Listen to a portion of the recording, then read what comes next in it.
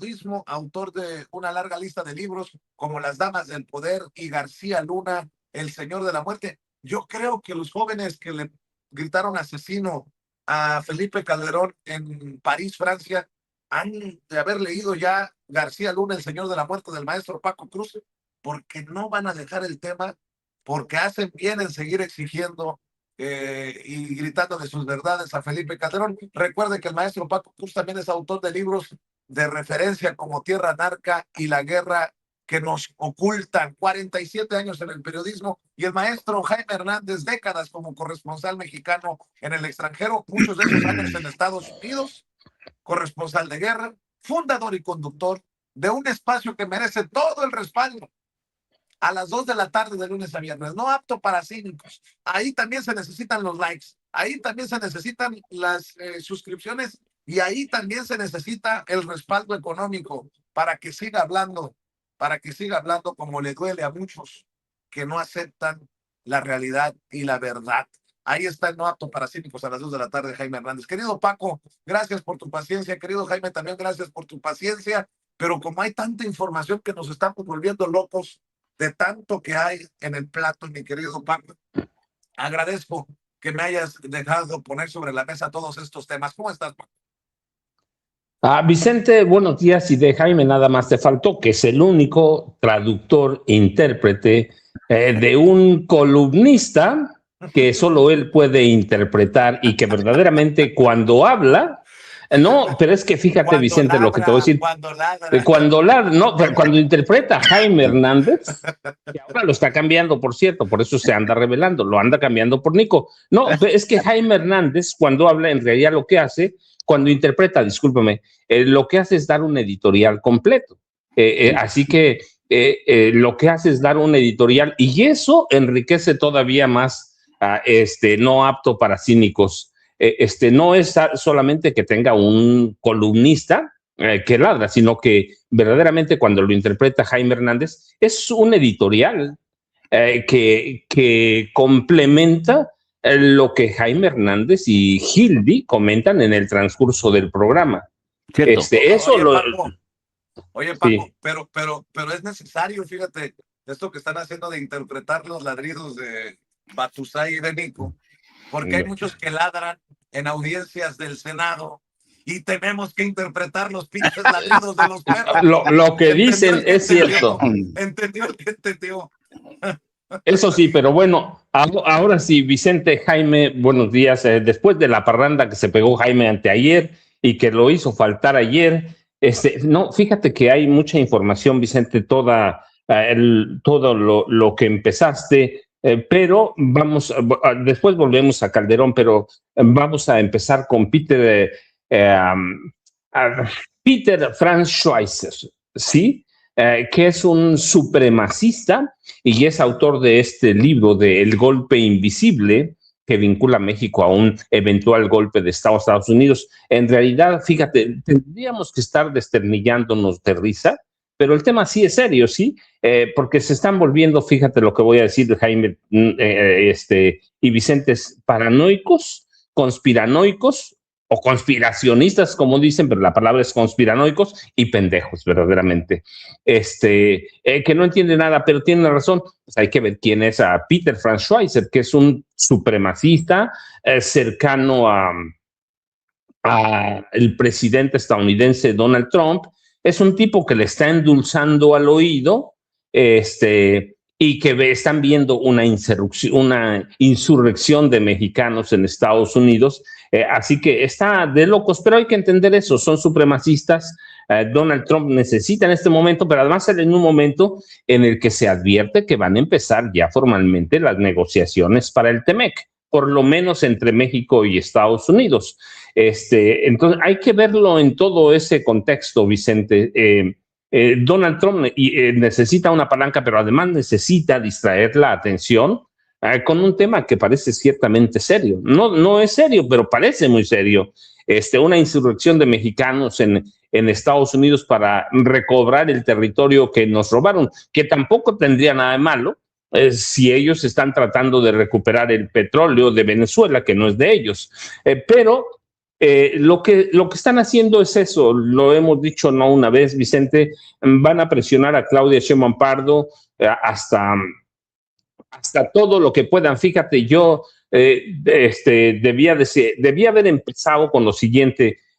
Voy saliendo de mi búnker, he estado transmitiendo desde un sótano en esta población, porque yo recuerdo que hace 4 días, estamos hoy a 29 de enero, el 25 de enero, un tipo que se llama Raimundo Rivapalacio escribió, dice, mañana en estrictamente personal, están listos los primeros ataques estadounidenses contra objetivos en México con la colaboración o el conocimiento y la colaboración, decía, de las autoridades mexicanas. Ya pasaron 4 días, no vi los ataques, pero entonces cuando tú ves a este tipo, a este tipejo que conocemos bien, Jaime y yo, desde sus inicios prácticamente, cuando tú ves lo paranoicos, lo conspiranoicos que están, y cuando tú ves a un escritor estadounidense, periodista, Peter Frank Schweizer, escribiendo estas tonterías, pues te das cuenta que nos damos cuenta que estamos igual en México y en Estados Unidos. Sí, estamos inventando, no nosotros claramente, pero Raimundo Rivapalacio, Schweizer, están inventando, están viviendo fantasías. Están pidiendo, en el caso de Schweizer, un régimen autoritario, un régimen fascista, que a eso está colaborando. En el caso de Raimundo Rivapalacio, está invocando a los poderes para regresar al pasado, para regresar a todo lo que tenían. Así que de pronto te decía, debía ser un tema menor, debía ser un tema que nos desternillara de risa por todo lo que implica, todas las fantasías de un escritor. Yo alguna vez te comenté, y luego ya lo he hecho muchas veces público, incluso antes, cuando salió mi tercer libro, y de Anabel Hernández, yo te comenté que algún día cuando salieron, porque salieron al mismo tiempo, y me preguntaron, un grupo de periodistas de allá de la Ciudad de México me preguntaron qué opinaba de Los Señores del Narco de Anabel, y les dije, es un libro para chilangos pendejos, desinformados. Bueno, pues lo mismo pienso de Schweizer, ¿sí? Está escribiendo libros para gringos pendejos, para gringos analfabetas, para gringos supremacistas, para esos gringos que están confiando en la limpieza de la sangre que promueve Donald Trump y que no están viendo que en realidad es un imperio en decadencia. Seguramente mañana hablaremos, porque estoy preparando algo de eso, Vicente, sobre las etapas de cómo llega, las etapas que debe cumplir un imperio para caer, y en esas etapas está Estados Unidos, claro, metido con Donald Trump, y no lo están viendo. Entonces están inventando estas cosas que son eso, invenciones. Fíjate, cuando yo era niño, seguramente tú y Jaime también, los cuentos de hadas empezaban, había una vez un país, y ahora decimos fuentes muy cercanas, fuentes conocidas, fuentes dignas de todo crédito. Entonces están inventando, Vicente, están inventando, pero hay que ver el contexto. Empiezan las renegociaciones formales del TEMEC.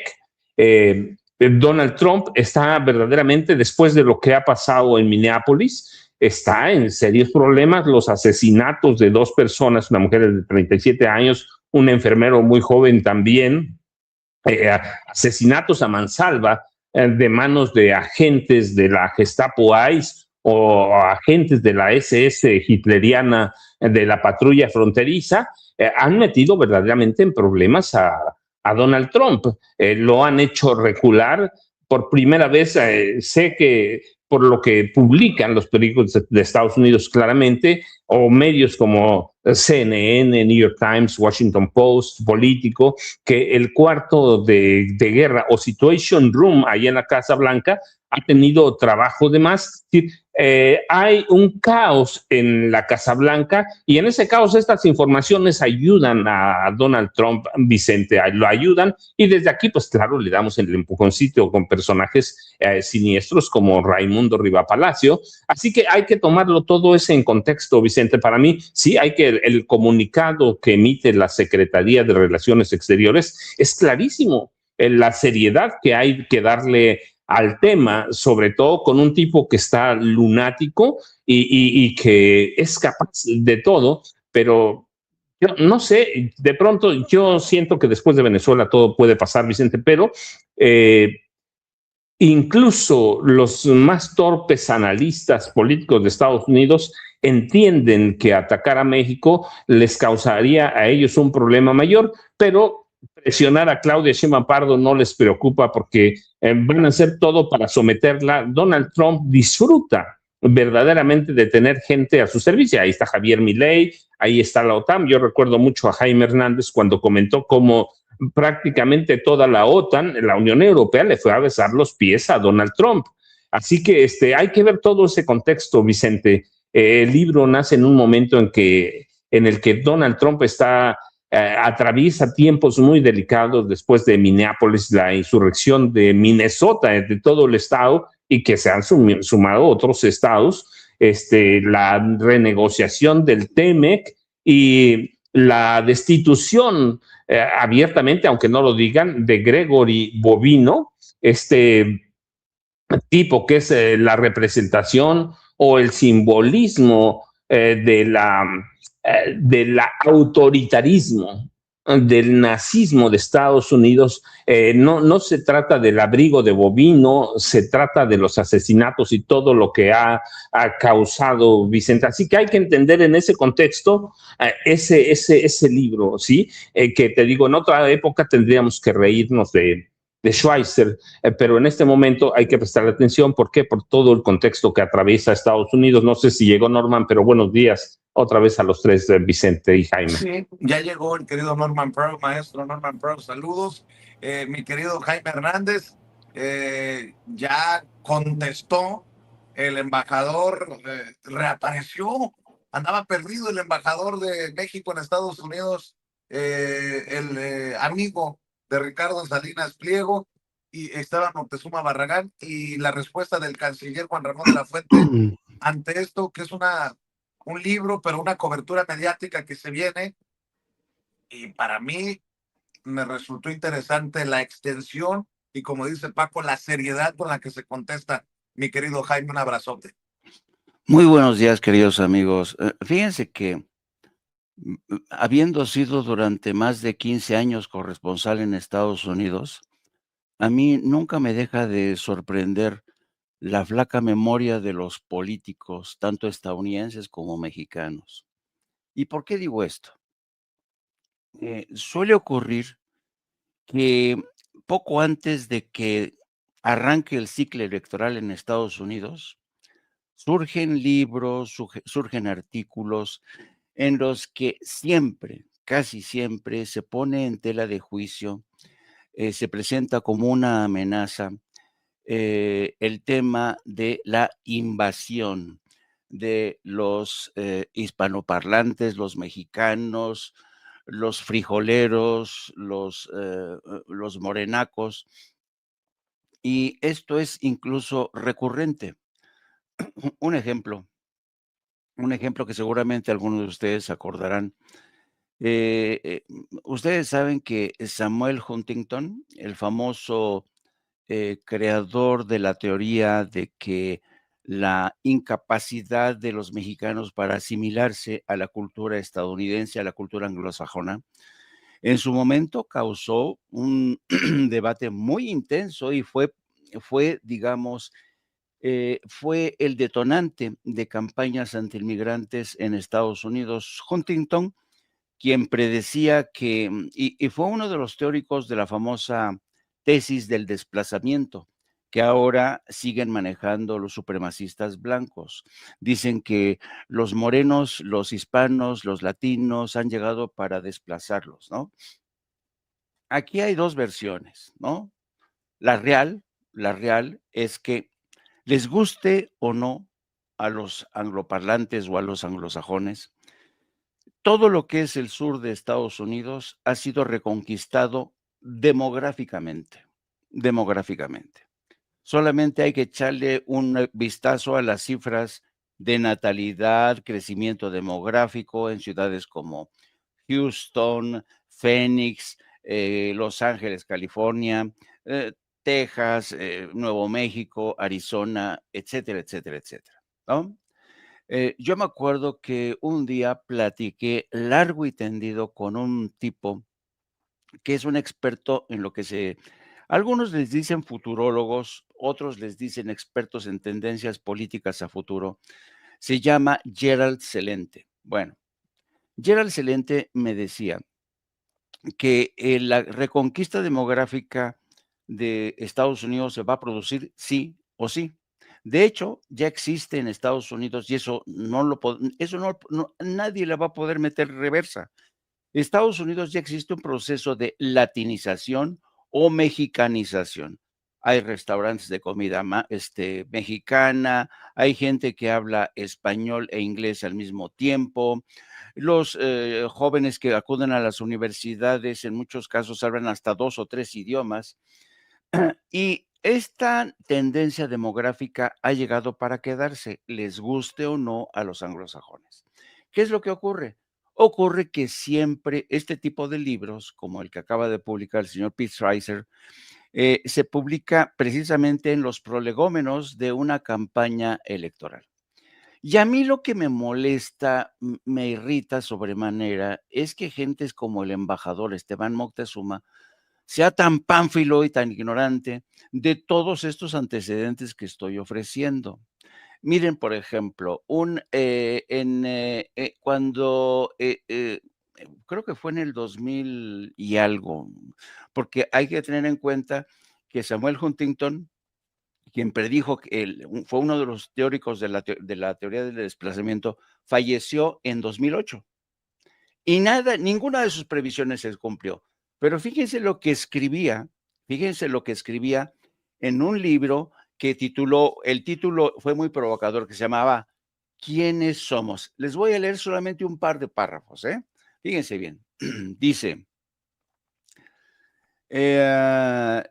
¿quiénes somos? Los desafíos a la identidad latinoamericana, norteamericana. Y dice, está claro quiénes son los nosotros, los estadounidenses, en esencial los blancos, la mayoría dominante, que se vanagloria de su bandera y haya deleite en la herencia de los fundadores de la nación y la superioridad de la cultura blanca y protestante, ¿no?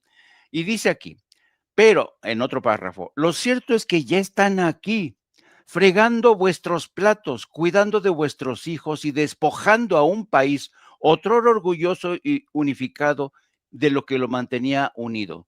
¿Seguirá siendo Estados Unidos un país con una lengua nacional, con una cultura angloprotestante? El desafío concreto más inmediato y más grave a la identidad nacional viene de la inmensa y continua inmigración procedente de América Latina, especialmente de México. Y los índices de fertilidad de estos inmigrantes en comparación con los nativos blancos y negros es infinitamente superior. Y dicen, los latinos son, como alguien ha dicho, hipersexuales y pronto también serán hiperpagados y pronto también serán hiperextendidos. O sea, somos hipersexuales, nos reproducimos como conejos y dentro de poco vamos a cobrar más y nos vamos a hiperextender. Desde entonces estaban estas ideas de la famosa teoría del desplazamiento que ahora se regurgita el señor Peter Schweizer en este libro, donde ofrece argumentos que no se sostienen, ¿no? Y claro, esto hay que tener en cuenta que Peter Schweizer es un especialista en la venta de libros. Escribió no hace mucho un libro con dedicatoria a Hillary Clinton que fue récord de ventas. Es un experto en atizar, en provocar y sobre todo provocar a la base blanca dominante, ¿no?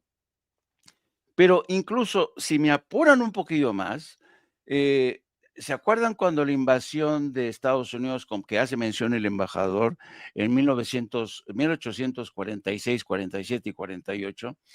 En aquel entonces, James Pollock, el entonces presidente, le pide al general Winfield Scott, que era el que estaba ya negociando la capitulación de Estados Unidos, digo, la capitulación de México en la Ciudad de México, le manda un correo, pero antes los correos tardaban un montón, le manda un correo al general Winsfield y le dice, quiero que anexe todo México, todo México.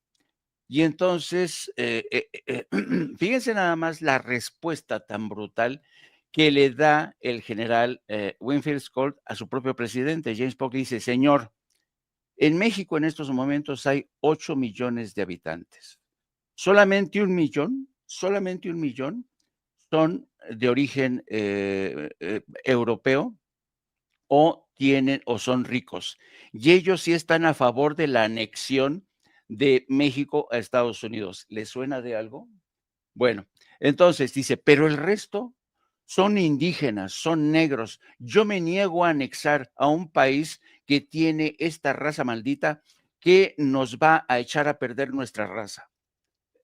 Fíjate el racismo, la carga tan profunda de racismo que ya había en aquel entonces. Bueno, entonces, resumiendo, cada vez que nos encontramos de cara a un proceso electoral como el que se viene, surgen este tipo de libros. ¿Para qué? Para atizar a la base supremacista blanca y cambiar el foco de la atención. Estamos hablando hoy de que, y lo decía muy bien Paco, que el presidente Trump ya el infierno que él creó en Minnesota le está quemando. El agua o el fuego le está llegando a los aparejos. ¿Qué es lo que está haciendo? Está negociando nuevas restricciones para ICE, para los agentes de inmigración y aduana, en momentos en que MAGA ahora lo tiene prácticamente entre dos espadas, porque una parte de MAGA le dice, siga usted deportando, siga usted, pero hay otra parte de MAGA que está no se siente bien con las escenas que hemos visto de asesinatos contra ciudadanos estadounidenses. Bueno, y al mismo tiempo que se sigue Donald Trump debatiendo y negociando con Chuck Schumer para que no haya un cierre de gobierno el próximo 31 de enero, hoy se da cuenta en las páginas del Washington Post que ICE dispone hoy de la tecnología más avanzada para rastrear con datos biométricos, para identificar facialmente a través de placas, para seguir persiguiendo a nuestra comunidad migrante. Me recuerda mucho la misma tecnología que utilizó el ejército israelí en Gaza, identificando, marcando objetivos. Están utilizando tecnología de última generación de reconocimiento de rastreo biométrico y de reconocimiento facial. Han instalado antenas que se confunden con las antenas normales telefónicas, precisamente para permitir a los agentes de ICE que utilicen sus teléfonos o instrumentos. Yo no sé si te fijaste en la imagen que pusiste más temprano, cómo estaban utilizando el teléfono al detener esta pareja, porque ya tienen aquí a 38 centímetros de distancia, a 38 centímetros son capaces de leer el iris del ojo. Esta es la tecnología que están utilizando ICE. Así es que esto va a seguir, amigos, esto va a seguir y el gobierno de México debería, yo creo, este tema es inevitable y yo creo que, no sé, el embajador de verdad, mira, aquí estamos viendo cómo los agentes de ICE traen consigo aparatos telefónicos y están rastreando, están sacando fotos, están fotografiando la matrícula del automóvil, checando en tiempo real si la gente que tienen ahí son ciudadanos o no ciudadanos. Hoy disponen de los instrumentos más sofisticados estos agentes que, insisto, están utilizando la misma tecnología que utilizó el ejército israelí en Gaza y Cisjordania. Jaime, para que la gente no vaya, porque en otro tiempo esto hubiera sonado a conspiranoico, ¿no? Claro. Pero, a ver, quienes hemos viajado, hemos subido a un avión, sabemos que lo que estás diciendo tú es right on point, right on the money, como dicen. Perfecto. ¿Cuántas veces ha viajado usted en los últimos días? En el aeropuerto da uno el pasaporte y le dicen, mire la camarita.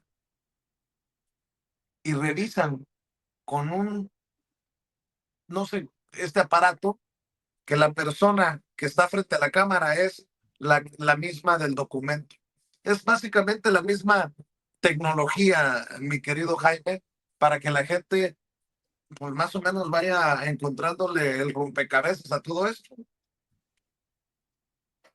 Exactamente. Mire, le acabo de pasar a Ceci el gran reportaje que publica hoy The Washington Post, donde narra quiénes son las empresas a las que ha contratado ICE, los contratos jugosos que se están ya pagando a ICE.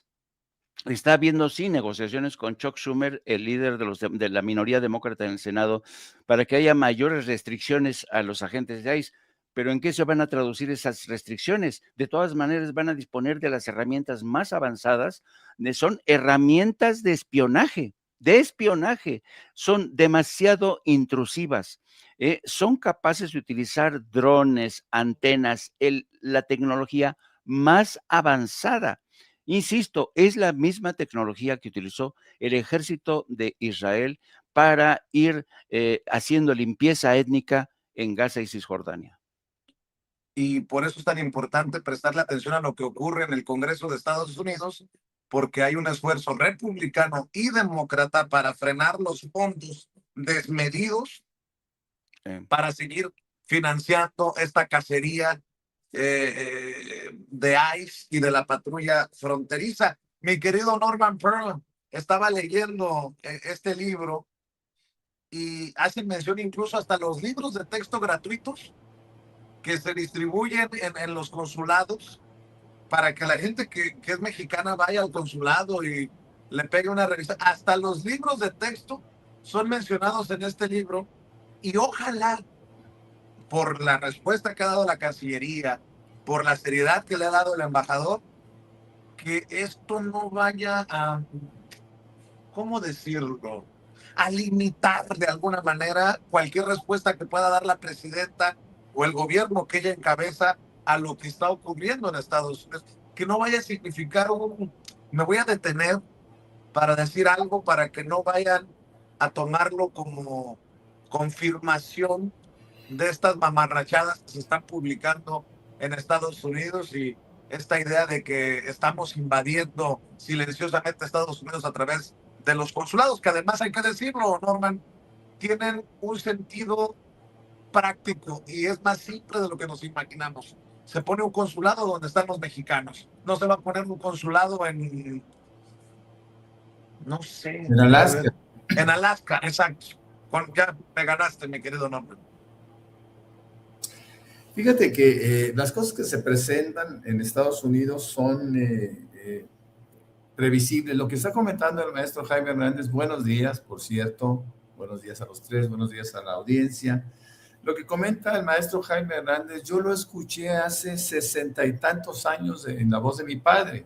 Mi padre era inglés, tenía un gran concepto del mexicano. Decía que el mexicano, que había sido una fusión muy agradable, muy buena, porque el mexicano era terriblemente creativo, era muy inteligente, era intuitivo, en fin, tenía muy buen concepto y decía, me acuerdo muy bien que lo decía cuando yo era muy niño, decía, Estados Unidos va a regresar a manos de mexicanos porque los mexicanos tienen más hijos, decía desde entonces mi papá. Y sí, es cierto, bueno, ha ido creciendo la natalidad de las familias latinas, especialmente mexicanas, en Estados Unidos. Algo curioso, no está sucediendo eso en México. En México, para que haya un reemplazo, por decirlo de esa manera, se requiere arriba de 2 hijos por pareja. Y en México tenemos 1.6, 1.7 en el país, dentro del país. Probablemente en Estados Unidos sí los mexicanos tengan más hijos y bueno, esto representa una oportunidad para recuperar aquellos territorios. Déjenme decirles que estoy, desde hace días, estoy interesado en Ileana García, que es una senadora, y ya lo comentamos ayer muy brevemente. Ileana García es senadora por el estado de Florida, es una mujer cubano-americana, y esta mujer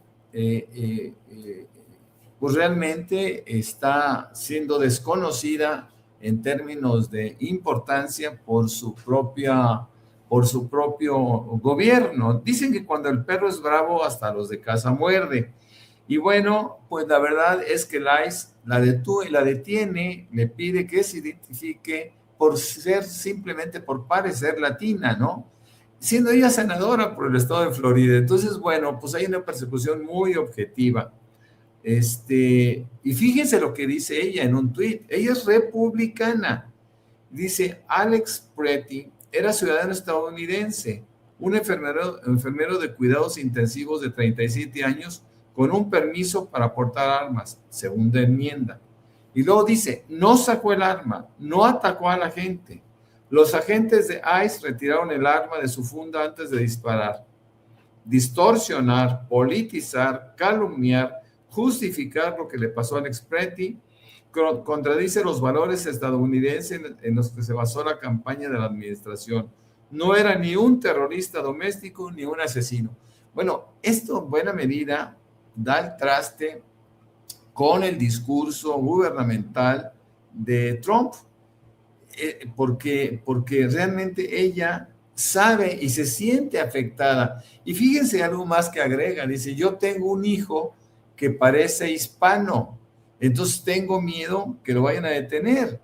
Y esto es una cosa muy triste, muy dramática, que en tu propio país, al cual ella nació en Estados Unidos, su hijo obviamente también. Entonces, bueno, pues esto es una cosa triste, que ni siquiera en tu país tú te encuentras a salvo de políticas migratorias tan terroríficas, ¿no?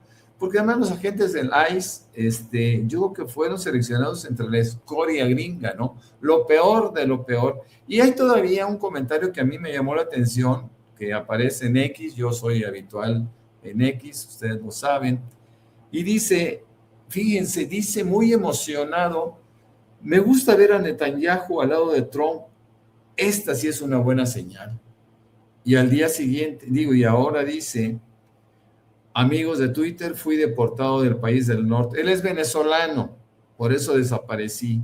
Él era un aplaudidor venezolano de Trump. ICE es una maquinaria brutal que está deportando a miles de personas, incluso a quienes estábamos legales. El único delito, ser latino. Lo que viví durante la deportación no se lo deseo a nadie. Hubo miedo, humillación y lugares que prefiero no olvidar, pero tampoco callar.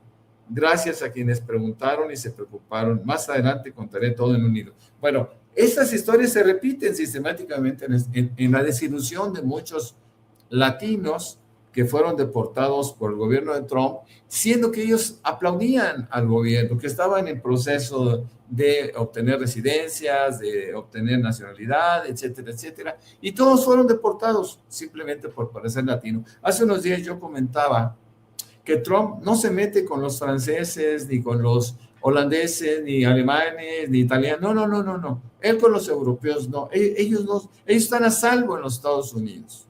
¿Por qué? Porque comparten una raza con los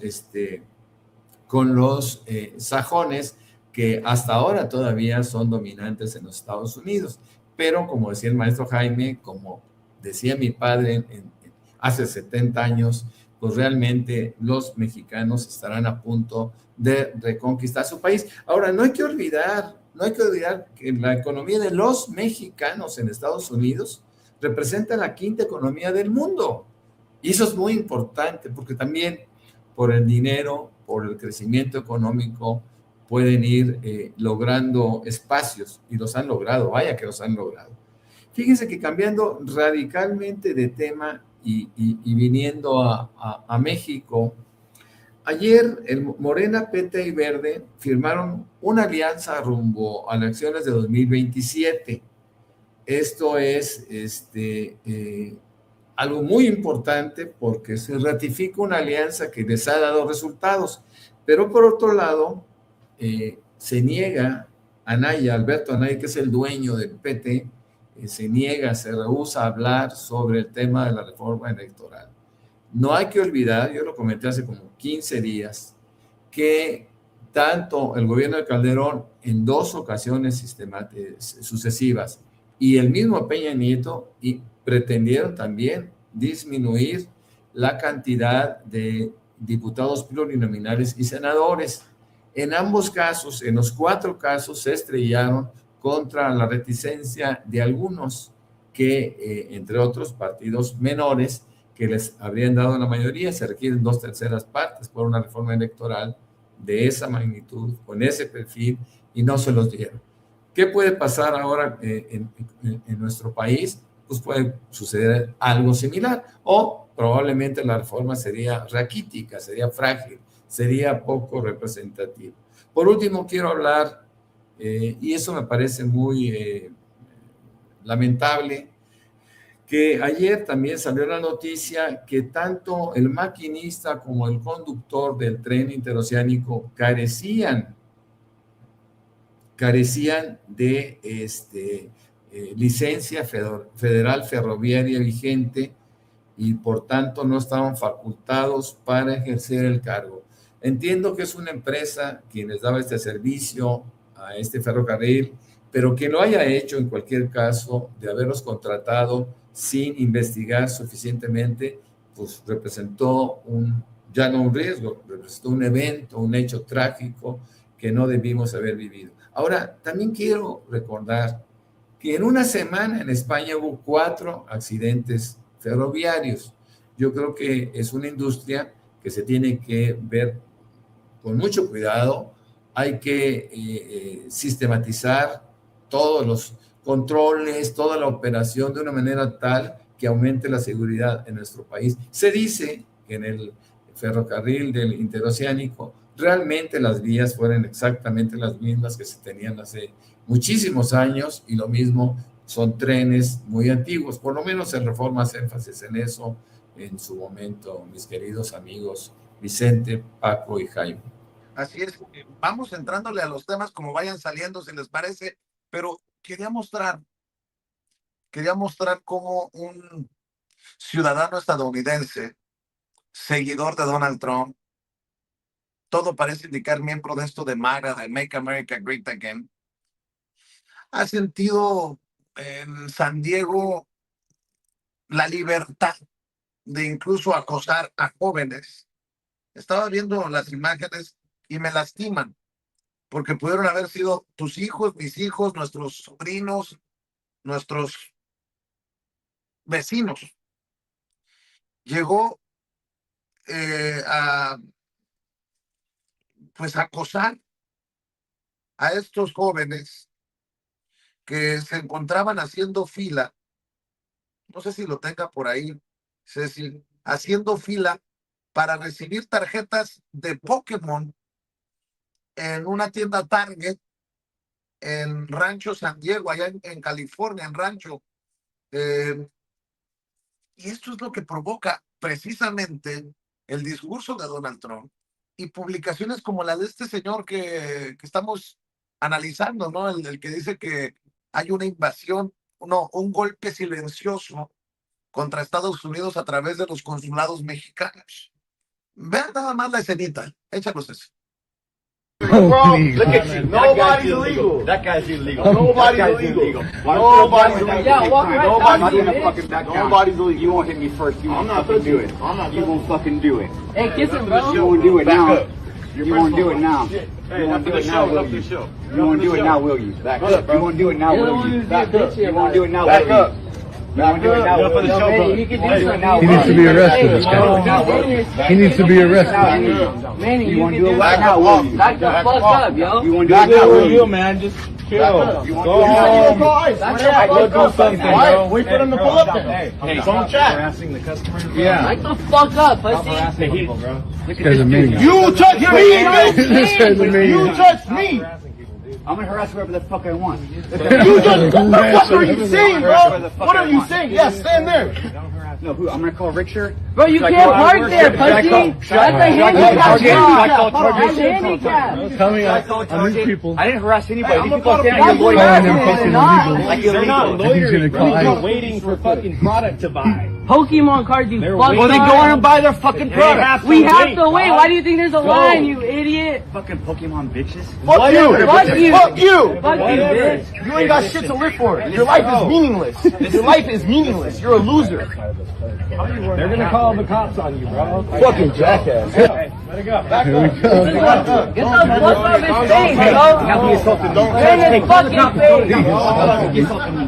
This guy's trying to reach.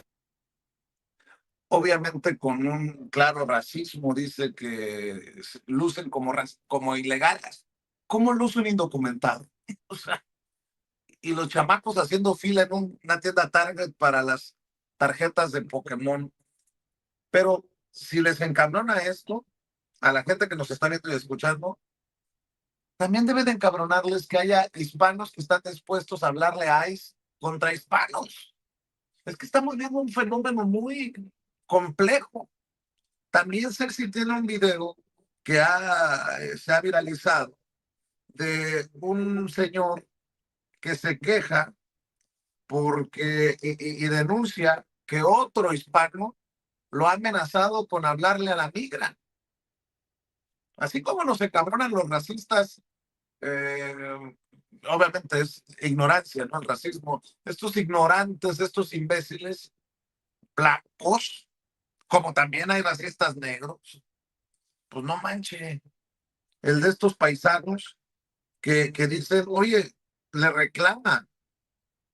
Es su video número 7, mi querida Ceci.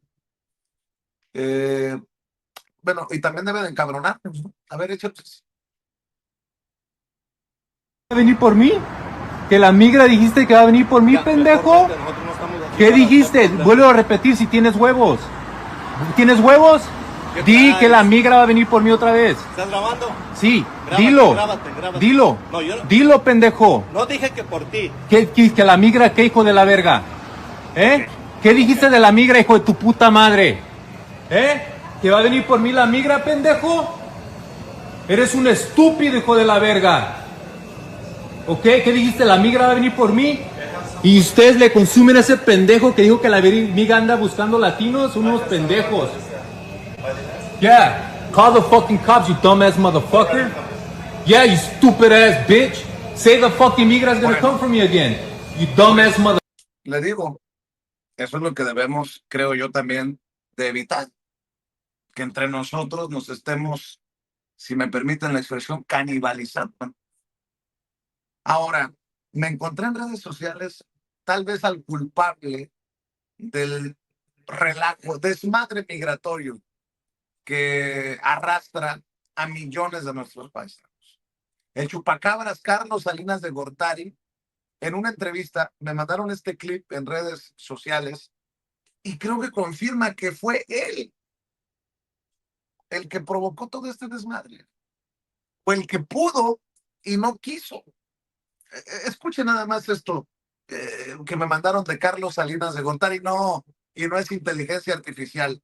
Sí, el creador el motivador del neoliberalismo y del Tratado de Libre Comercio, Carlos Salinas de Gortari, también es el culpable de que estemos en esto, que millones de nuestros paisanos no tengan papeles o que no sean reconocidos.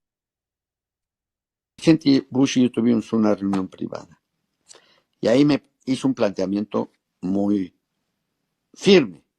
Me dijo, nosotros queremos que todas las mercancías estén dentro de la negociación del tratado. Y yo le dije, muy bien, ¿y eso qué quiere decir? Me dijo, queremos que el petróleo esté incluido. Yo le dije, presidente, eso no es posible. Cuando inició la negociación, yo dije 4 nos. No a la negociación del petróleo, eso no iba a entrar, y me sostengo en eso. No hay manera de que pueda entrar el petróleo. Y entonces yo le dije, ¿pero por qué no hablamos de un tratado de migración? Ustedes dicen que hay libertad de movimiento de todas las mercancías, pero ¿por qué no hay un libre movimiento también de personas que son las que fabrican esas mercancías? Entonces el presidente Bush me dijo, mira, esa es una macro negociación mayúscula.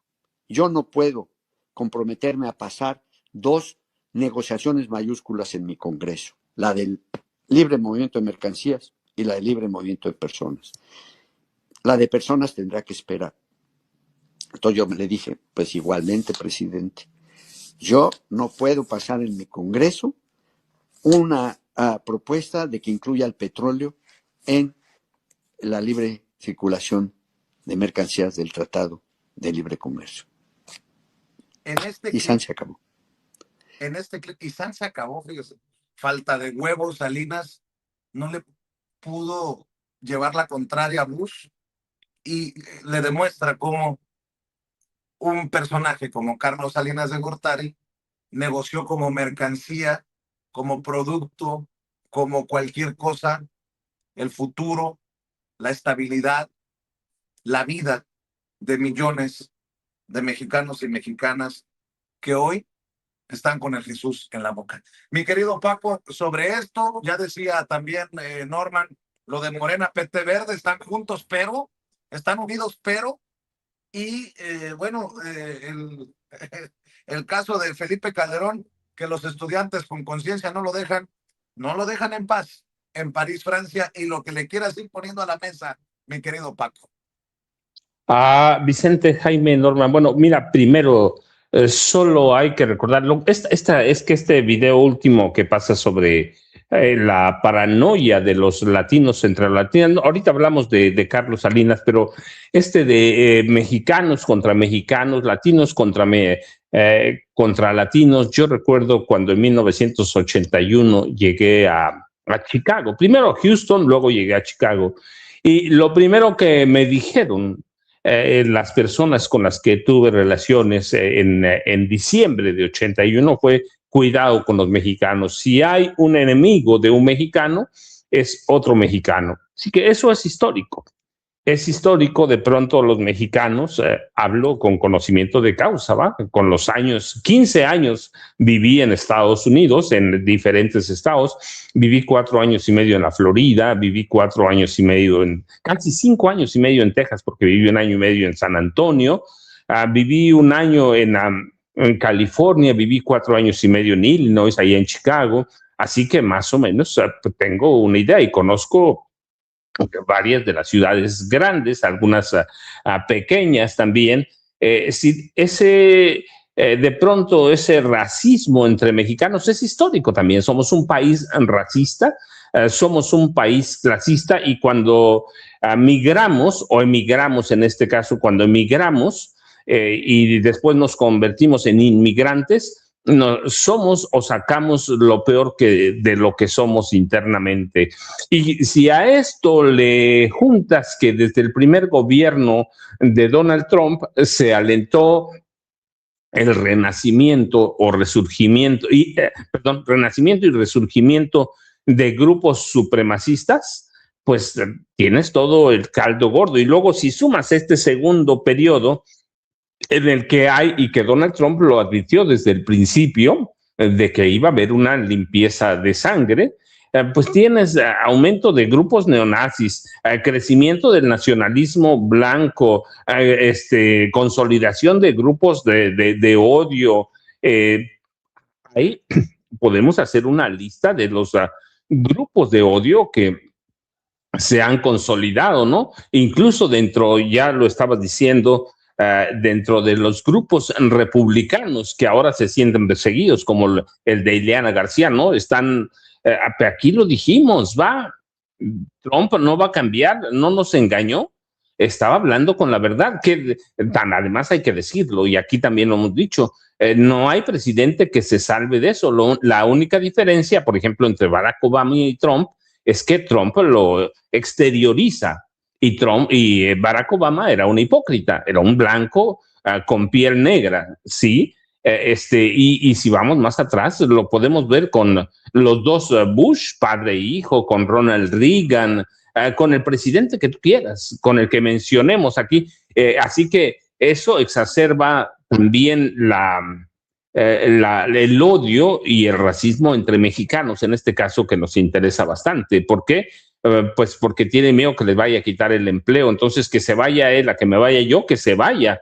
Piensan que viven el sueño americano, no saben que el día que le va mal a uno, le va a ir mal a todos, que hay racismo, a todos los va a afectar. Así que es histórico, se va a mantener y se va a endurecer en la medida que se acerquen las elecciones de medio término, que son en noviembre, históricamente en Estados Unidos son en noviembre. Estamos a partir del domingo, vamos a entrar a febrero, así que ellos van a entrar en una lucha febril, demócratas, republicanos, y los republicanos pro-Trump o MAGA van a inyectarnos todavía más ese odio entre nosotros mismos, ¿sí? No es casualidad la política que seguía a Greg o Gregory Bovino. Ahí la política de seguridad nacional es parte de eso, es parte del fascismo nazista. El verde olivo es el negro de los nazis, la chatarrera son nazis, los botones dorados son nazis, así que ¿qué esperamos? Y luego con los ingredientes que vamos dando los tres, vienen las elecciones, la renegociación del TMEC, ahí en Estados Unidos una política incendiaria supremacista, así que todo eso explica todo lo que está pasando. Y te digo, y si a eso le sumas que entre los mexicanos, yo hablo de los 80, fíjate, en 81, 15 años en Estados Unidos, lo viví. Yo jamás me atrevería en Estados Unidos a pedirle ayuda a un mexicano. Yo viví en comunidades, tuve mucho acercamiento a comunidades alemanas, a puertorriqueñas, y las más reacias eran las mexicanas. Incluso yo mismo no tenía mucha relación para allá, para la Villita, por ejemplo, en el caso de Chicago. En Miami vivía en la calle 7, a unas, no sé, vivía a 4 cuadras de la pequeña Habana. Así que hay todos los ingredientes. El video que pasaste primero de estos jóvenes que están destruyendo su trabajo porque no les pagan, verdaderamente es impactante. Sí, no les paga un patrón gringo, le retecharon la casa. Así que todo esto lo vamos a ver en los siguientes 10 meses, pero aumentado a lo máximo. Y en el caso de Salinas, bueno, pues siempre hay que decirlo, Vicente, fue a mí me impacta ese video. Están destruyendo su trabajo, porque primero no les pagan, segundo los amenazan con llamar a la migra. Eso es impactante, ¿sí? Yo recuerdo mucho, fíjate, cuando fui a la frontera entre República Dominicana y Haití, los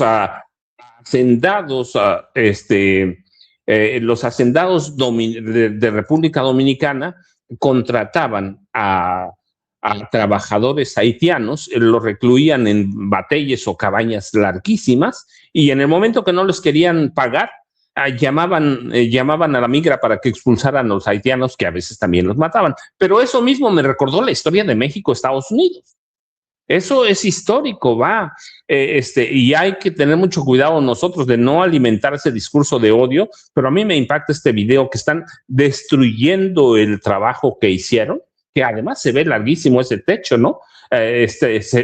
Lo están destruyendo porque no los van a pagar, y en el peor de los casos los amenazan con llamar a la migra. Así que vemos una explosión de odio que se va a prolongar de aquí a las elecciones intermedias. Si pierde Trump, va a cambiar la situación, pero restaurar la confianza va a tardar décadas. No es tan fácil que restaurar todo lo que se está destruyendo. Si gana Trump, va a ser todavía peor. Este libro, El golpe invisible, otros libros, Vecinos distantes, yo me acuerdo de Alan Ryding en los 80, justamente el gobierno entre Carlos Salinas de Gortari y Miguel de la Madrid Hurtado. Así que ese odio lo vamos a vivir. Y luego Carlos Salinas de Gortari, ¿sí? Pues siempre fue un ilusionista de las tinieblas. Siempre. ¿Cuál era el problema con México en esa época? Que nadie publicaba nada, que todos los periodistas estaban vendidos o comprados por el gobierno. Y hablo literalmente del de 95 a 9%, un 1% se salvaba, y los casos los podemos contar con las dos manos, ahí paran. Y los periódicos también, con una mano. No había periódicos independientes. todos. Yo recuerdo mucho, a mí me tocó cubrir parte de la campaña de Carlos Salinas y recuerdo cuánto le daban a los reporteros. Sí, así que iban a hablar de este tipo que yo te decía, era un ilusionista de las tinieblas, nos vendió el primer mundo y nos sumió, pero como el tercer mundo, o más allá todavía.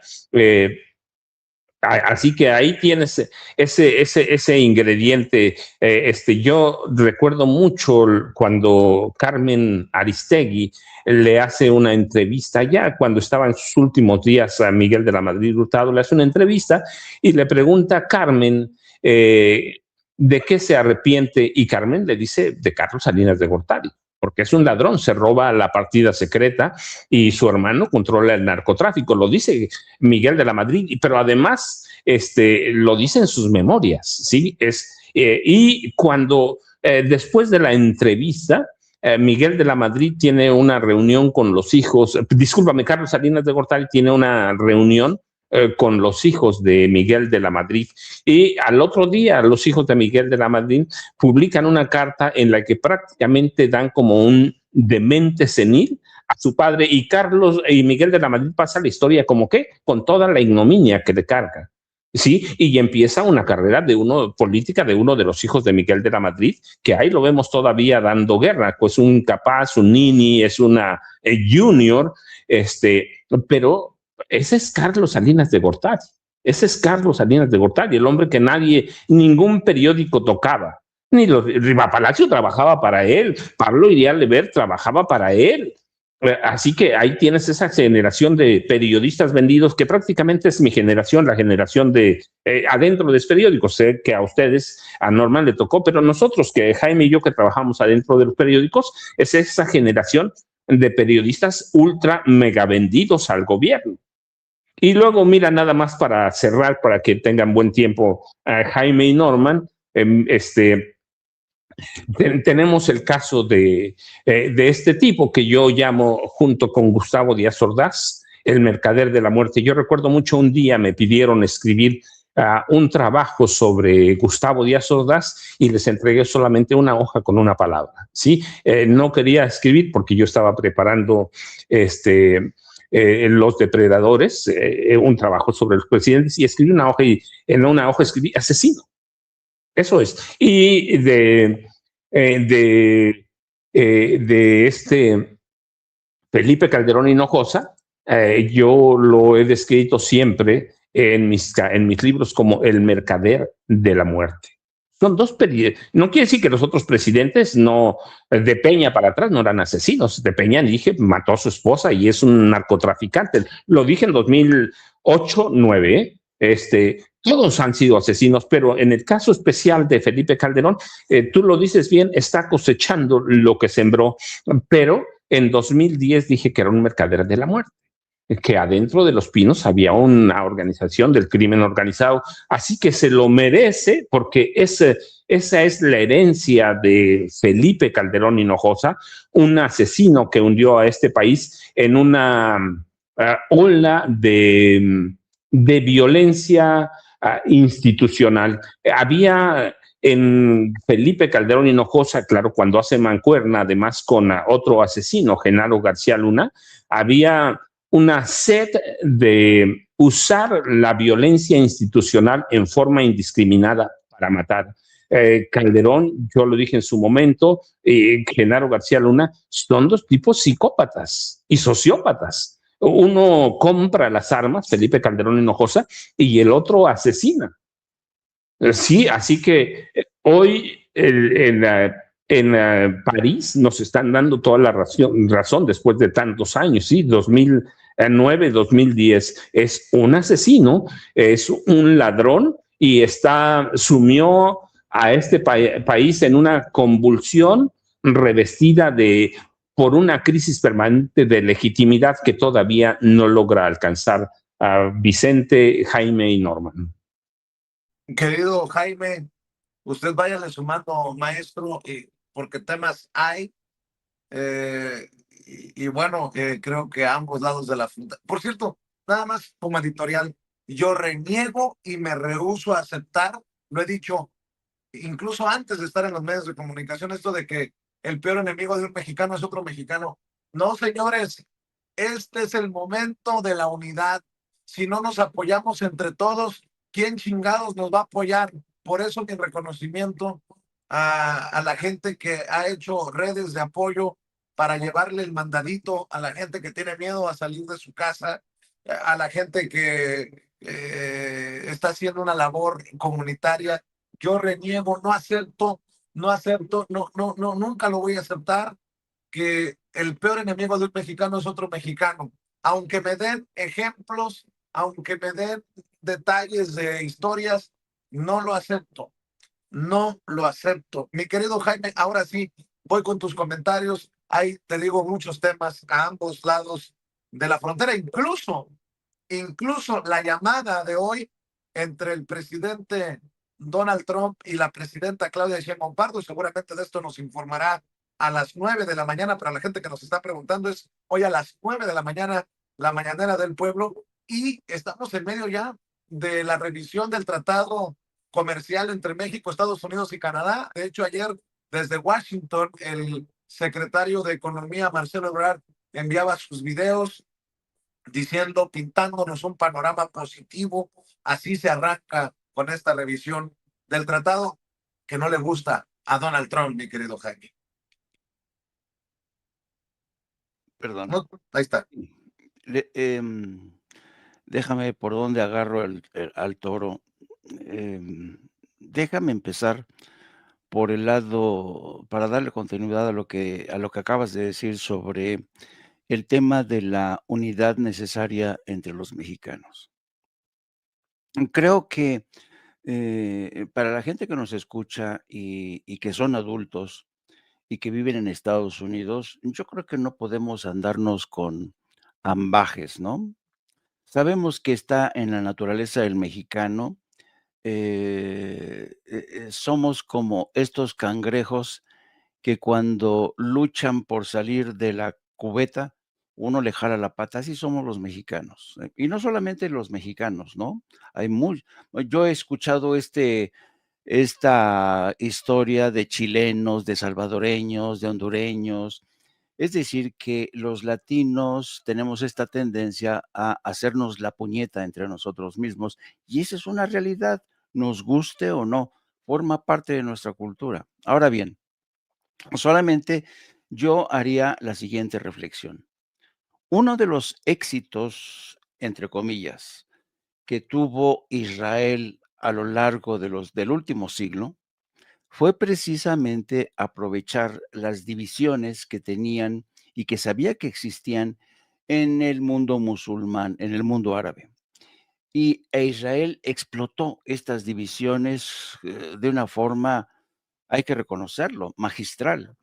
Entendió que, por ejemplo, entre los libaneses había divisiones entre cristianos, maronitas, musulmanes, cristianos, ortodoxos, y entendió que estas divisiones confesionales eran el cóctel perfecto para provocar la división y dividir a sus enemigos. Y eso pasó en Egipto, con el caso de Egipto, eso pasó con el caso del Líbano, eso pasó en el seno de la propia comunidad palestina. No hay que olvidar cómo consiguió enfrentar a Yasser Arafat, el viejo líder de la OLP, con Hamás. Hamás fue creación del Estado de Israel. Fue Israel quien financió a Hamás, que después dijo que era una organización terrorista. A donde voy es que Estados Unidos siempre va a aprovechar la legendaria capacidad de los latinos y los mexicanos de dividirnos, de traicionarnos a nosotros mismos. Por ejemplo, ¿qué es lo que está haciendo ahora mismo Estados Unidos en el hemisferio occidental?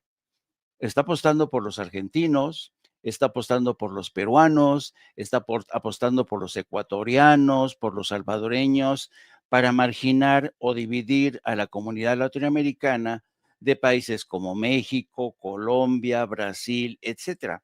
La división es el principal ingrediente que tiene Estados Unidos para dividir Latinoamérica y conquistarla. Y es lo mismo que los israelíes hicieron con el pueblo palestino. Bueno, eso es lo que va a hacer Estados Unidos con la comunidad latina en Estados Unidos.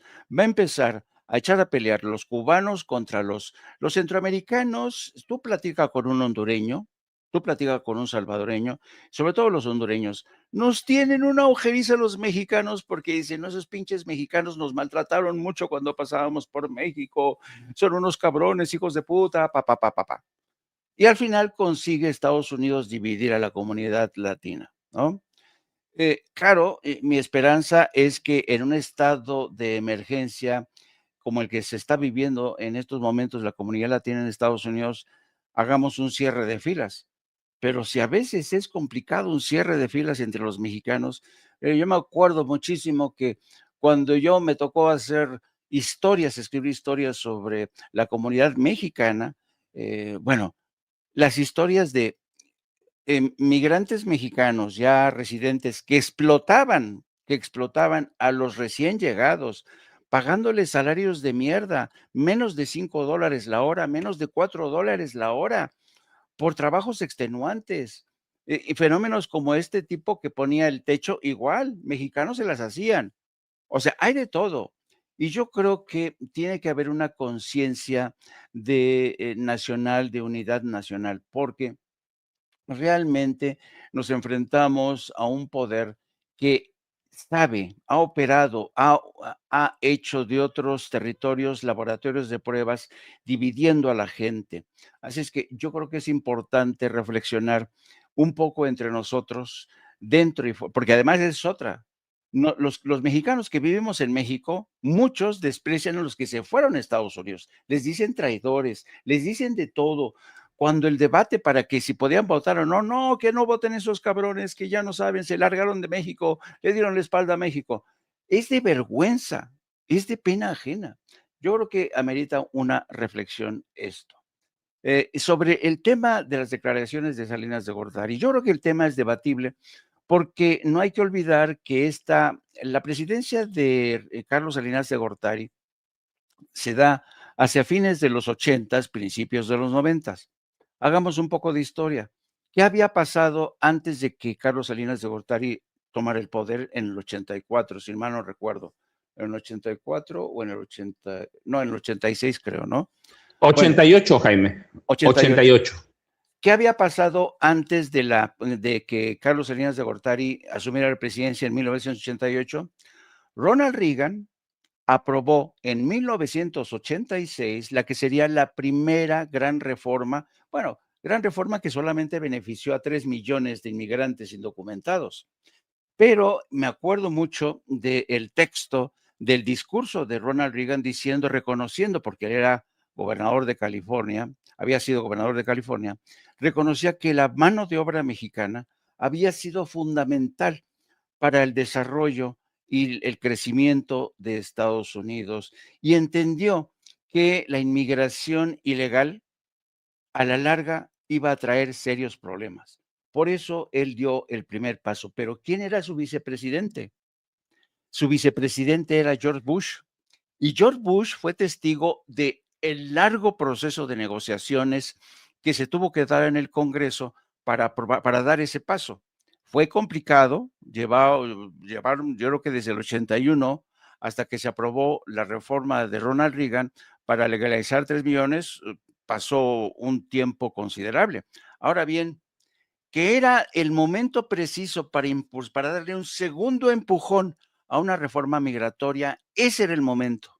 Ese era el momento. Lo que pasa es que Bush, mira, le hizo así, porque después, conforme pasaron los años, la década de los 90s y el inicio de los 2000, eso ya era imposible. Y ahora mismo es cero posibilidades de que haya una reforma migratoria.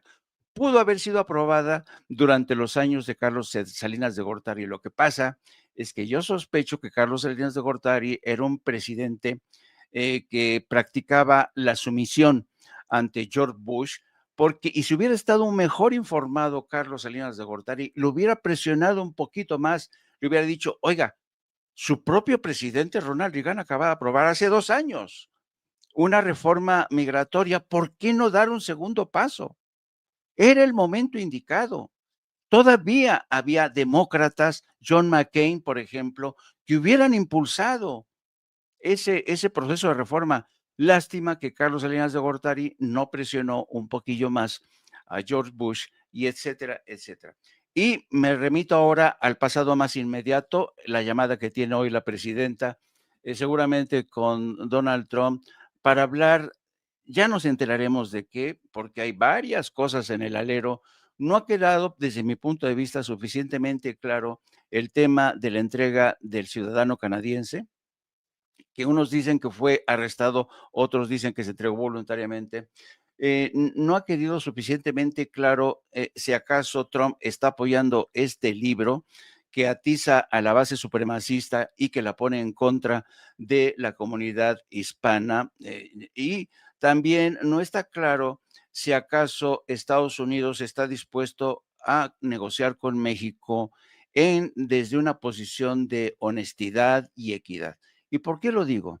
Fíjense ustedes lo que consigna hoy el Financial Times. Le voy a pedir a Ceci que ponga, mira, los funcionarios de la administración Trump se han reunido a lo largo de este año con un grupo separatista que impulsa la independencia de la provincia Alberta de Canadá.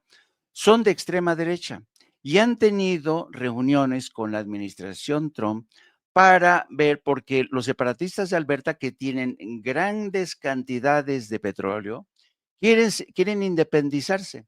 Y entonces imagínate, ahora mismo que Canadá, el primer ministro Mark Carney le ha dicho, se las ha cantado claras a Donald Trump dice, sí, pues ahora voy a financiar un movimiento separatista, una operación encubierta para financiar. Le han pedido $500 millones los separatistas a la administración Trump para impulsar la independencia de Canadá. Y esto me remite a la vieja frase del señor Henry Kissinger cuando decía, ser enemigo de Estados Unidos es peligroso, pero ser amigo de Estados Unidos puede resultar fatal. Si así está negociando en lo oscurito con operaciones encubiertas a espaldas del gobierno de Canadá la posible independencia de la provincia de Alberta que tiene petróleo, imagínense de lo que es capaz Donald Trump en el caso de México. Yo por eso sostengo, nunca confíes en Estados Unidos. No me refiero al pueblo, no me refiero al pueblo de Estados Unidos, y espero que quede claro. Me refiero a toda esta establishment político de Washington, incluida la comunidad de inteligencia, a la que le importa un carajo la buena vecindad y las buenas relaciones. Ellos todos con el fin de favorecer los intereses de las grandes corporaciones petroleras, armamentistas, tecnológicas, de tierras raras, inteligencia artificial, Silicon Valley. Todos hacen todo lo posible por impulsar esta política que ya no reconoce fronteras. Olvídate, las fronteras no existen, como hicieron en el caso de Venezuela. Así es que hay que estar muy pendiente de esta llamada telefónica. Vamos a ver qué es lo que nos cuenta la presidenta, que ayer se mostró bastante renuente a hablar de este encuentro que tuvo con personal diplomático en Palacio Nacional. Confirmó que efectivamente había recibido personal diplomático, no dijo de qué país, pero era evidente que se trataba, creo yo, de Estados Unidos. Así es que lo dejo aquí para que siga mi querido amigo Norman Pearl. Claro que sí, les pido que nos ayuden con los likes a la gente que va llegando antes de escuchar al maestro Norman Pearl. Ayúdenme con los likes. Todos somos sin censura, ¿no? Bueno, pues hablando de unidad, hablando de apoyarnos, apóyennos con los likes. Dele clic al dedito hacia arriba, suscríbase. Si le quitaron la suscripción, vuélvase a suscribir y active la campanita para que no nos esconda YouTube. Ustedes de manera orgánica nos pueden apoyar. Gracias a quienes envían el chayotito del pueblo a través de nuestra tarjeta en el Banco Banorte. Gracias por su respaldo económico. Gracias por confiar en un espacio libre como el viento, como lo es Sin Censura. Gracias por los superchats y gracias a todos. Los leo. José Ramírez dice, excelente análisis, maestros Norman, Paco, Jaime. Se les extraña en la noche. ¡Ánimo! Dice Pilar Ojeda Rodríguez, aquí se informa con la verdad. Lo malo es cuando dan este espacio para que la oposición se manifieste y defiendan su ideología como si fuera poco el 90% de los espacios de la comunicación. No somos los mismos, querida Pilar Ojeda Rodríguez, y en la democracia todos, aunque no estemos de acuerdo. Isaac Reyes dice el superpeso 17 frente al dólar. Órale. Y decían los pendejos de Chumel Torres y de Macario Escretino que iba a estar, ¿qué?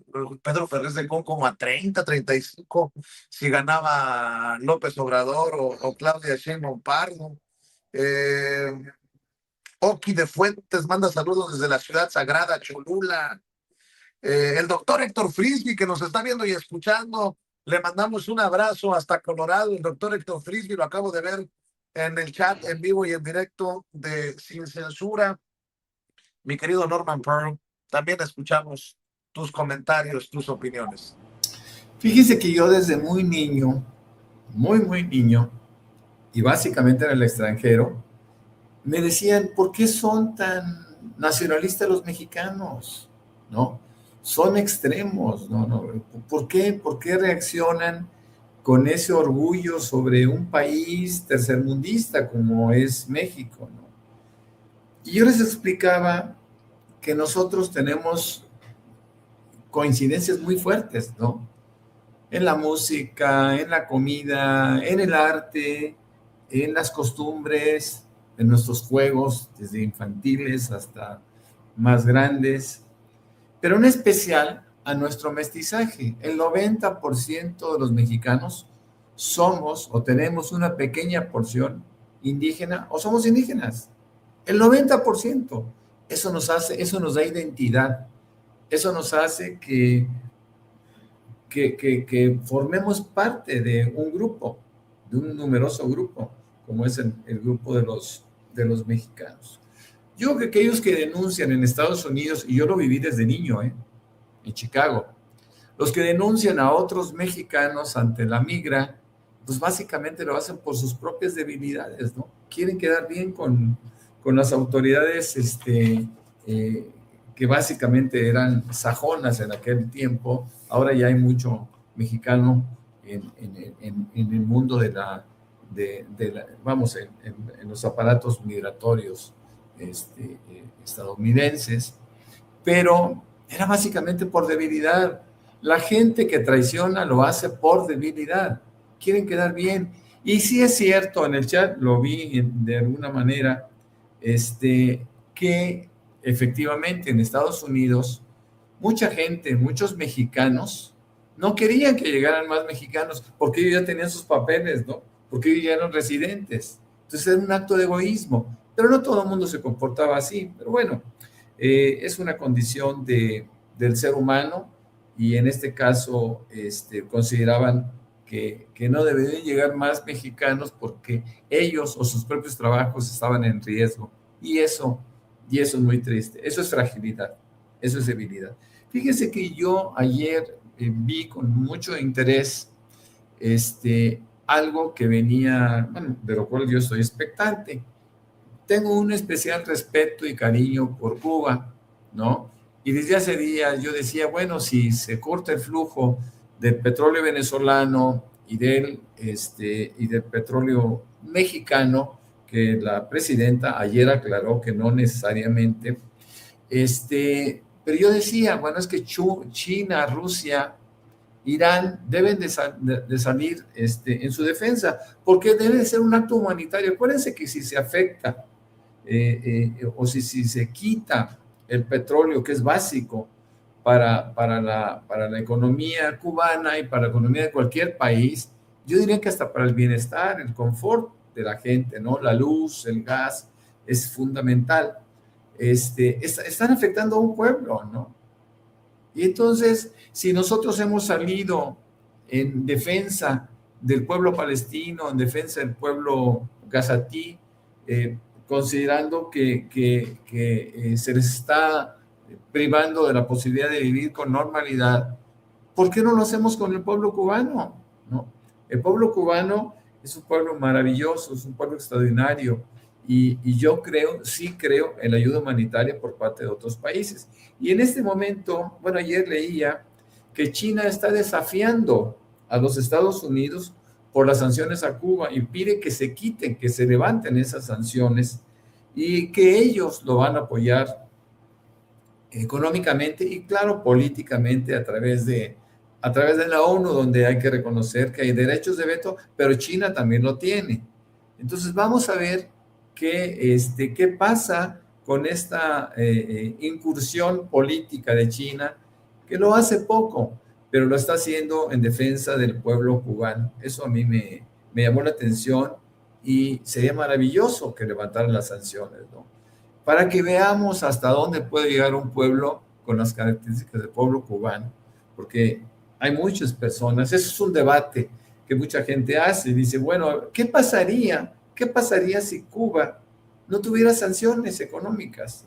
¿Qué pasaría con ese pueblo? Es un pueblo culto, es un pueblo inteligente, es un pueblo creativo, que quizá lo ha sido básicamente motivado u obligado por sus circunstancias, pero ¿qué pasaría si no hubiera sanciones económicas? Veríamos a un pueblo muy, muy interesante, y yo creo que China eventualmente les puede dar la oportunidad de que cambien las cosas en la isla, ¿no? A pesar del asedio, a pesar del golpeteo, a pesar de la furia y el odio y sus rencores por nacionalizaciones antiguas de los 60s, por parte de los Estados Unidos.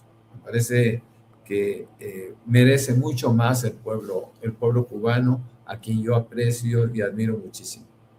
Es también mi sentimiento, suscribo lo que acaba de decir Norman. Mi querido Norman, ¿por qué no cerramos esta oportunidad rumbo a la mañanera del pueblo con tus redes sociales, mi querido Norman? En este jueves, por cierto, recordando, ¿cuándo se termina la semana? Mañana, ¿no? Tiene hasta mañana Ricardo Salinas Pliego para decirnos cómo van a pagar. ¿Cómo van a pagar? Palabras de la presidenta, ¿no? Que esta semana se definían. Bueno, mañana es viernes. Ay, Diosito. Mi querido Norman Pearl, tus redes sociales, maestro. Claro que sí, con mucho gusto. Y claro que es para mí un placer estar aquí con ustedes y con toda la audiencia.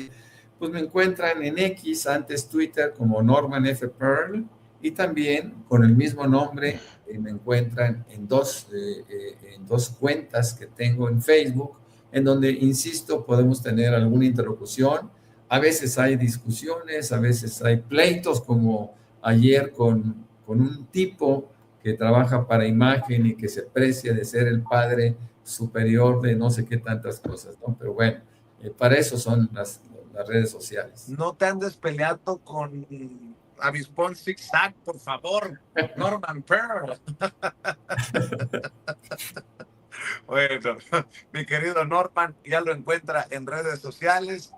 Mi querido Jaime se va a preparar ya, después del coyotito que seguramente se va a echar al rato, para las 2 de la tarde. 2 de la tarde. Así son los viejitos, Vicente, tienen que ir. Así son los viejitos, se va a echar su siestecita porque no aguanta Jaime Hernández. Afortunadamente para él tiene a Yago Batusay y a Nico. Y a Hildy, claramente, no, eso es otra cosa. No, tengo que seguir escribiendo mis chocoaventuras. Tengo que seguir escribiendo mis chocoaventuras.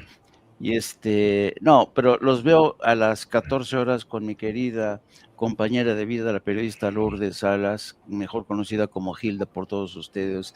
Mi querido ideólogo de cabecera, Yago Batusay, que anda medio rejego últimamente, que cada vez que le pregunto de Trump... Pues si no le quieres dar croquetas, cabrón, pues dale una croqueta de perdida.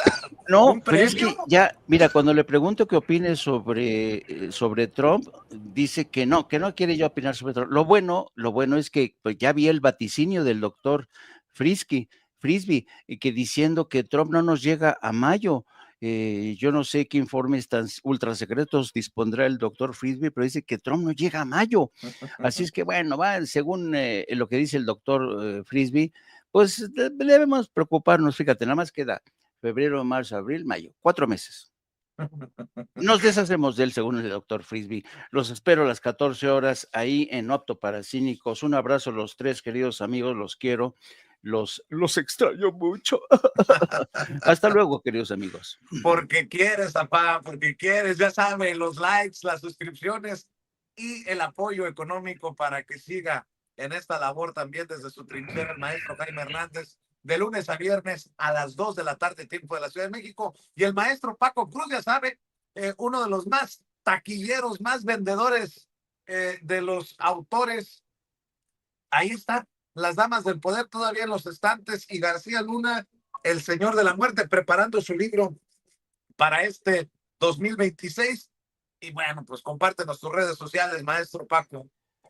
Vicente, solo antes de irme, yo tengo una pregunta para los tres y voy a complementar lo que dijo Jaime del doctor Frisby, pero no con el doctor Frisby. Claramente, el día 25 a las 8 de la noche, Raimundo Riva Palacio dijo que están listos ya los ataques estadounidenses contra objetivos en México con el conocimiento y la colaboración. Quiero pensar, él dice, de las autoridades mexicanas, quiero pensar que con el apoyo de Claudio Sheinbaum Pardo. La cuestión es, ¿me debo ir a refugiar nuevamente a mi búnker o trabajo como si nada? Ya yo sabes, Vicente, @ Paco Cruz Jiménez en X, antes Twitter, Francisco Cruz Jiménez en Facebook, y nos vemos temprano. Jaime extraña a las maltratadas, Vicente. Le hace bien que lo maltrate. Oye, me dicen mis fuentes que de eso están hablando precisamente la doctora Claudia Sheinbaum y Donald Trump hoy, del reporte de Raimundo Riva Palacio. Dicen que Donald Trump se asustó. ¿De dónde sacó esa información confidencial? Muchas gracias, maestros. Cuídense. El maestro Gracias, Paco Cruz, el maestro Jaime Hernández y el maestro Norman Pearl. Gracias a todos los que nos están mandando mensajes. Gracias a las más de 15,000 personas, pero extrañamente los likes no se reflejan en esta transmisión. Ya voy a ir con el doctor Víctor Aramburu Cano, que me va a dar mucho gusto saludarlo en unos minutos. Solamente le pido a usted que nos apoye. Si todos somos sin censura, pues todos a darle like, todos a suscribirse y todos a activar la campanita. En momentos en que mis compañeros, algunos compañeros, inflan sus números con mucha lana, nosotros le apostamos por lo orgánico. Por eso necesito de todos ustedes. Gracias, Julia Cole. Gracias, Miriam Martínez. Luz Barrera Cabrera, saludos. Mari Briceño, Lola Centeno, Oscar García, Juan López. Gracias a Mos Carlos. Gracias a Rosalía NZ.